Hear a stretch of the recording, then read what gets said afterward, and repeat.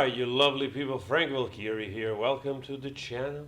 Let's do this and then we talk. Alright, let's listen to Johnny accepting the National Beat Poetry Foundation Inc. SETA USA Honorary Musician, Artist, and Poet Award. Let's go.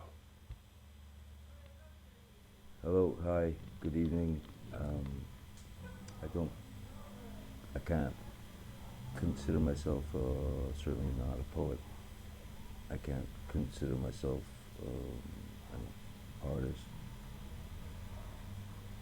because I think, well, I imagine that's for other people to decide. I just put lines and shapes and words and stuff. And I do it on any surface that I can get my hands on, whatever's available. Because of my early exposure to the beats, beat writers, Kerouac, Ginsberg, Burroughs, Corso, Hunky, endless, John Clare Holmes. Once I'd had a good taste of them, I was sort of forced, almost. It was like they were in me. Their spirit was in me. So I've traveled with that spirit of the beats for many, many years. From the very moment that my brother handed me the treasure that is on the road. Very good book. Which very quickly became a Bible to me. I was gone.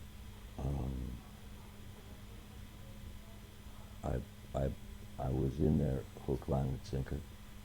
Because for me, it had presented me with a very new and different way to look at what we all see every day, which is the beauty of life and the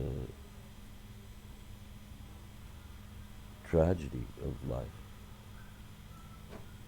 Very simply. Jack Kerouac once said that about writing, simply, he said, first thought, best thought. And so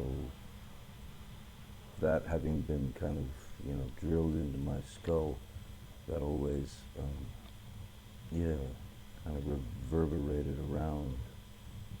And then when I ended up becoming an actor. Very good actor. I applied that very method. I thank you all deeply for this remarkable and most certainly undeserved honor. All right, very interesting. Also, it's kind of interesting, this thing that it's spinning on the table here. You see there, like I thought it was an apple, but then I realized it's something spinning, like, I don't know, fidgets or whatever. And I was thinking, like, because Johnny can be a little bit like me, maybe even worse, like long-winded in explanations, really taking his time, which I find kind of cool. But I think maybe somebody goes like, Johnny, you have to stay within the spinning of this thing. When you start to see it dwindling, you gotta stop talking, okay? Maybe not, or maybe it's just like signifying like the passing, the moment, the trip, the travel, Your life is just this moment of spinning, and when it stops, it's finished. So enjoy the voyage, all right? Not the destinations. Maybe not, we don't know. But anyway, very interesting. I think also what he said about undeserving and not considering himself an artist, I disagree with that, because I know that some people can mean that in the way like of entitlement, like some people are entitled to, oh, I'm a great artist, they believe in that. Oh, I'm a great artist. There's a little bit of cockiness in that. JD takes a more like very humble approach. I disagree because you are an artist because that's what you do, that's what you love doing. But I do agree with him with the entitlement part, perhaps. You know, like that's for somebody else to say, "Oh, you are a great artist." You know. And by the way, Johnny, you are a great artist, very, very great artist, if you ask me. All right. So, but it's nice. You know, it's very nice that Johnny always takes the humble route to his audience. And there is also this meme or quote that I read. I don't know if it's from him, but seems to be addressed to him, like attached to him. Something like, you know, just fame just reveals who you are. And it's funny because there was this Italian comedian that was talking about back already in the late 90s or something. That, and by the way, this comedian was Massimo Troisi, that also became a movie director and he made it Postino. Probably some of you know that movie. And he always said, like, you know, fame makes you more of who you were before. So if before you were a piece of then you become a bigger piece of And if you were a very kind person, then, you know, you become an even bigger, big-hearted person. And I think it's very suiting for somebody like Johnny Depp that looks like exactly like that, a very kind, humble man.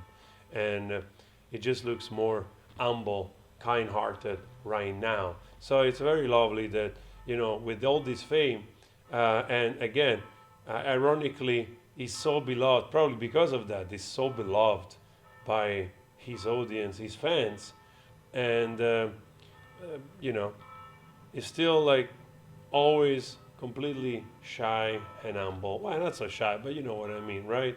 It's like very, very kind person. So it's nice to see that he managed, after so many years, to clear his name. Must have been absolutely devastating for a person with, you know, with a good soul, with a good heart, to be subjected to so much abuse for so many years, you know. So it must feel also like such a huge relief, because if I've learned something about humble and empathetic people, is that probably this guy also felt guilty, or probably still does, for what he went through, taking responsibility perhaps of things that had absolutely nothing to do with it, you know, perhaps even to the extent of thinking, oh, I wish I could have done more, I wish I could have fixed it, I wish I had more knowledge to be more helpful to that lady, you know, that was my ex-wife, or so on and so forth. If I've learned something, kind people, empathic people are like that. So this guy probably not only went through the abuse, but also has had to process all these damages. And I can only imagine that must feel like an absolute relief right now to have this new life. So guys, again, let me know your thoughts. Leave a comment. Go also enjoy the vlog of the Amalfi Coast I shared with you a couple of days ago. Always spread love. Ciao.